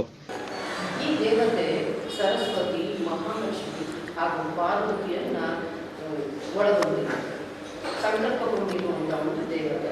ಹಾಗಾಗಿ ಈ ದೇವತೆಗೆ ತುಂಬಾ ಶಕ್ತಿ ಇದೆ. ಇದನ್ನು ಪೊಂಗಾಲೆಯನ್ನು ನಾವು ಮಾಡಬೇಕು ಅಂತ ನಾವು ಕಮಿಟಿಯವರೆಲ್ಲ ನಿರ್ಧಾರ ಮಾಡಿದ್ದೇವೆ. ಆದರೆ ನಾವು ಸ್ವತಃ ನಾವು ಪೊಂಗಾಲೆಯನ್ನು ನಿರ್ಧರಿಸಿಲ್ಲ. ನಾವು ತಂತ್ರಿಗಳ ಆದೇಶದ ಮೇರೆಗೆ ಹಾಗೂ ಅರ್ಚಕರ ಸಮ್ಮುಖದಲ್ಲಿ ಹಾಗೂ ನಮ್ಮ ಸದಸ್ಯರು, ಸಮಿತಿಯ ಸದಸ್ಯರು, ಪದಾಧಿಕಾರಿಗಳು ಎಲ್ಲರೂ ಸೇರಿ ಇದನ್ನು ನಿರ್ಧರಿಸಿದ್ದೇವೆ. ಇದು ನಾವು ಜ್ಯೋತಿಷ್ಯ ನೋಡಿದಾಗ ಪೊಂಗಾಲೆಯನ್ನು ಮಾಡಲೇಬೇಕು ಈ ಭಗವತಿಗೆ ಅಂತೇಳಿ ಜ್ಯೋತಿಷ್ಯದಲ್ಲಿ ಕಂಡು ತಂತ್ರಿಗಳು ಹೇಳಿದ್ರಿಂದ ನಾವು ಈ ಕಾರ್ಯಕ್ರಮವನ್ನು ಕೈಗೊಂಡಿದ್ದೇವೆ. ಈ ಪೊಂಗಾಲ ಸೇವೆ ಅತಿ ವಿಜೃಂಭಣೆಯಿಂದ ಹಾಗೂ ಶ್ರದ್ಧಾ ಭಕ್ತಿಯಿಂದ ಹಾಗೂ ವ್ರತ ನಿಯಮದೊಂದಿಗೆ ಮಾಡುವಂಥ ಒಂದು ಕಾರ್ಯಕ್ರಮ. ಇದನ್ನು ನಾವು ಈ ಪೊಂಗಾಲೆಯನ್ನು ಮಾಡಬೇಕಾದ್ರೆ ವ್ರತವನ್ನು ಆಚರಿಸಬೇಕು. ಒಂದು 3 ದಿನಗಳ ಕಾಲ ನಾವು ಮದ್ಯ ಮಾಂಸವನ್ನು ವರ್ಜಿಸಬೇಕು. ಅದೇ ರೀತಿ ಬ್ರಹ್ಮಚರ್ಯವನ್ನು ಪಾಲಿಸಬೇಕು ಮತ್ತು ನಾವು ಬಹಿರಂಗವಾಗಿ ಅಂತರಂಗವಾಗಿ ಶುದ್ಧೀಕರಿಸಿರಬೇಕು. ಹಾಗೆ ಮಾಡಿದರೆ ದೇವಿ ನಮಗೆ ಎಲ್ಲ ಕಾರ್ಯಗಳಲ್ಲಿ ಜಯವನ್ನು ಗಳಿಸಿಕೊಡ್ತಾಳೆ. ಈ ಪೊಂಗಾಲೆ ಮಹಿಳೆಯರಿಗೆ ಮಾತ್ರ ಸ್ವೀಕೃತವಾದದ್ದು. ಏಕೆಂದರೆ ಮಹಿಳೆಯರು ಈ ಕಾರ್ಯವನ್ನು ಮಾಡಬೇಕು. ಇದರಲ್ಲಿ ವಯೋಮಿತಿ ಇಲ್ಲ. ಮಕ್ಕಳು ಅಂದರೆ ಕನ್ಯೆಯರು, ವೃದ್ಧೆಯರು ಮತ್ತು ವಿಧವೆಯರು ಪ್ರತಿಯೊಬ್ಬರು ಸಹ ಈ ಪೊಂಗಾಲೆಯಲ್ಲಿ ಭಾಗವಹಿಸ್ಬೋದು. ಯಾಕೆ ಗಂಡಸರು ಸಹ ಮಾಡ್ಬೋದು, ಆದರೆ ಅವ್ರು ಪೊಂಗಾಲೆ ಆಗುವಾಗಿಲ್ಲ. ಅವ್ರಿಗೇನಾದರೂ ಕಷ್ಟ ಕಾರ್ಪಣ್ಯಗಳಿದ್ರೆ ದೇವಿ ಮುಂದೆ, ದೇವಿ ನಾನು ನಿಮಗೆ ಪೊಂಗಾಲೆಯನ್ನು ಹಾಕ್ತೇನೆ, ನೀವು ನನ್ನ ಕಷ್ಟವನ್ನು ದೂರ ಮಾಡುವಂಥ ದೇವಿಯನ್ನು ಕೇಳಿಕೊಂಡು ಅವ್ರ ಅಕ್ಕ ತಂಗಿಯರ ಕೈಯಲ್ಲಿ ಅಥವಾ ಮಡದಿಯರ ಕೈಯಲ್ಲಿ, ತಾಯಿಯರ ಕೈಯಲ್ಲಿ ಪೊಂಗಾಲೆಯನ್ನು ಹಾಕಿಸ್ಬೇಕು. ಆದರೆ ಅವರು ಸಹ ವ್ರತವನ್ನು 3 ದಿವಸ ಪಾಲಿಸಬೇಕು. ಅದೇ ರೀತಿ ಅವರ ಪೊಂಗಾಲೆ ಹಾಕುವವರು ಕೂಡ ಈ ವ್ರತವನ್ನು ಪಾಲಿಸಿ ಈ ಪೊಂಗಾಲೆಯನ್ನು ದೇವಿಗೆ ಸಮರ್ಪಿಸಬೇಕು. ಈ ಪೊಂಗಾಲೆಯನ್ನು ನಾವು ಮೇ ತಿಂಗಳ 21ನೇ ತಾರೀಕು ಬೆಳಗ್ಗೆ 8:30ಕ್ಕೆ ನಮ್ಮ ದೇವಸ್ಥಾನದ ಆವರಣದಲ್ಲಿ ಇಟ್ಕೊಂಡಿದ್ದೇವೆ. ಈ ಪೊಂಗಾಲೆ ಸೇವೆ ಮಹಿಳೆಯರು ಮಾಡೋದ್ರಿಂದ ಸುಖ, ಶಾಂತಿ, ನೆಮ್ಮದಿ, ಆರೋಗ್ಯದಲ್ಲಿ ಸುಧಾರಣೆ, ಐಶ್ವರ್ಯಗಳ ಅಭಿವೃದ್ಧಿ, ಎಲ್ಲ ಕಷ್ಟಗಳಿಂದ ಅವರು. ಗೋಷ್ಠಿಯಲ್ಲಿ ಮಹಿಳಾ ವೇದಿಕೆ ಉಪಾಧ್ಯಕ್ಷೆ ದೀಪಾ, ಕಾರ್ಯದರ್ಶಿ ಗೀತಾ ಮತ್ತು ಖಜಾಂಚಿ ರಾಣಿ ಪಾಲ್ಗೊಂಡಿದ್ದರು.